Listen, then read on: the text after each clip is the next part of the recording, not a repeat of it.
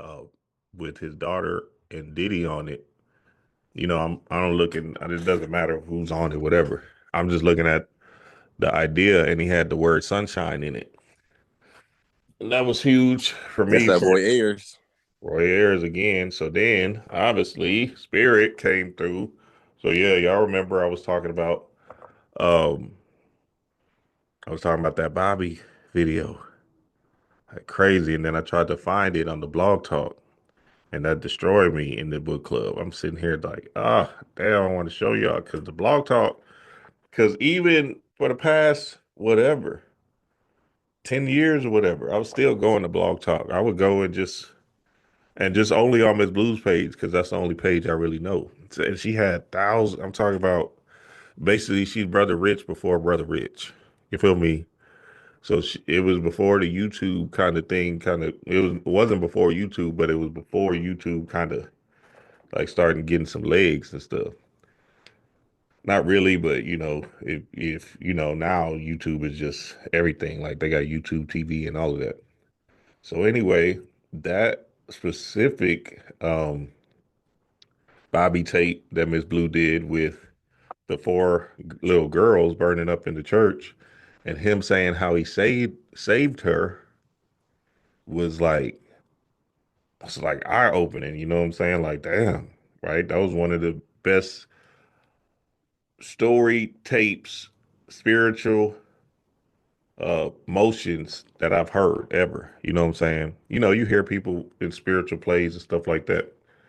So then, boom, spiritually, y'all know I've been trying to tap into Roy Ayers. Now I had stopped, but it wasn't like well, I guess I just purposely stopped, and he wasn't coming through.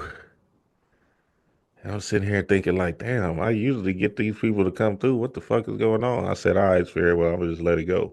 Because I was playing that Roy Ayers Ubiquity album every night on shuffle for 3 nights in a row on shuffle, right? And just listening to it and just meditating myself to sleep. And then once he didn't come through, because I was having all other type of dreams, I'm like, damn, I'm having dreams about D. Ray, having dreams about a cabin, all type of different strange dreams, whatever, cool. So then I'm like, all right, fuck it. I guess this nigga, nigga ain't fucking with me then. You know what I'm saying? That's what I'm thinking in my head. And sure enough, I bring up that damn Bobby Hemmett tape again yesterday on my live with the four little goddesses in the church and the blog talk radio. And sure enough, somebody comes through in the comments and says, hey, no, that video's right here. So boom, I go search it, right? Find it. And the very first thing that nigga say, Bobby on that tape, he says, is well, let me let y'all hear it. It was like the first 2 minutes.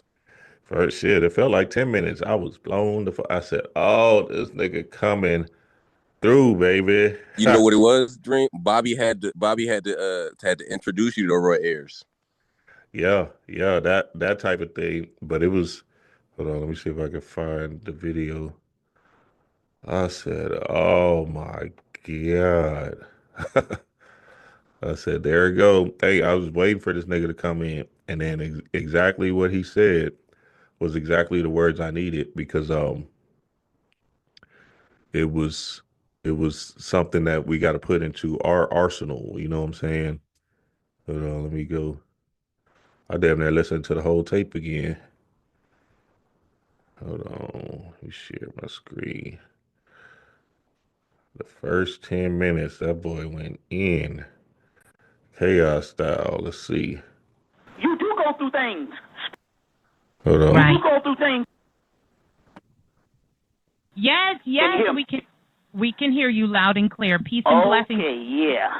And I'm glad you brought it, we made that selection of Roy Ayers Third Eye. I think that's coming from the Everybody Loves the Sunshine album, 1976. If any of you all have never heard of Roy Ayers, you need to go out and get all you can find on him. Now, Roy Ayers is a part of the wave of masters to come through in the metaphysical realm. Our metaphysics and our spirituality in the 70s and in the 80s, but mainly in the 70s, were people like Roy Ayers, Earth, Wind and Fire with Maurice White, Parliament Funkadelic, including Bootsy. And it's ironic that I've played some Bootsy today, Stretching Out on a Rubber Band, which came out the same year as this the Roy Ayers Everybody Loves the Sunshine album, which features Third Eye. And was playing this Stretching Out of the Rubber Band, Bootsy, and the brother from Chicago, Andrew, called me and said, "Hey man, I just met Bootsy today." Wow. And then he said, he said, well, I'm gonna have to download the show because Bootsy gave us backstage passes at a club he's performing to show you that whole spiritual thing and all that. It's interesting here. So these were our spiritual inspirers and Roy Ayers is one of the main ones. Of course, Bootsy, got in a motorcycle accident in the 80s, and the spirit told him if he got off drugs, they would heal him completely. And he did. And they healed him. Why? Because he was one of those people who was one of our teachers when we didn't actually have the type of knowledge. They taught based on inspiration. You see, based on inspiration, and that's how they taught. Now, Roy Ayers is a major one. He went to Africa in 1980. So that's an important aspect. Inspiration, based off of inspiration. So then that just leads you, if y'all are in a funk or in a space of flux where you don't know where to move, where to go to next, what inspires you? What motivates you? What puts you in spirit? Inspiration, right? What can you do for free? You feel me? And that's what you want to lean into if you're trying to search for your purpose driven. Because essentially, we can be in a flux space when we're coming into this spring equinox or this new year and trying to figure out, okay, well, what do I do next? What new habits do I form to be able to grow into a new, what I'm saying, to be able to set a goal, right? To be able to let my wings fly freely. So I thought it was absolutely a brilliant synchronistic channel that came through in the way Roy Ayers came through, because maybe I would have missed it in the dream. But shit, then again, he could have came through in person. He has an album out, which is now on CD. You can get these things. It's called Africa Center of the World. He appeared with...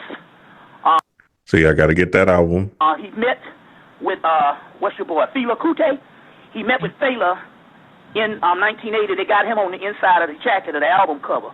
But like I said, that's on CD now, Africa Center of the World. Very conscious brother. He talks about the third eye throughout other parts of his music, but very spiritual master, came back to the earth. You see what I'm saying? To impart this knowledge on us by inspiration. So we have these types of people that would do that and stuff. You see, very conscious brother, and as you know, it is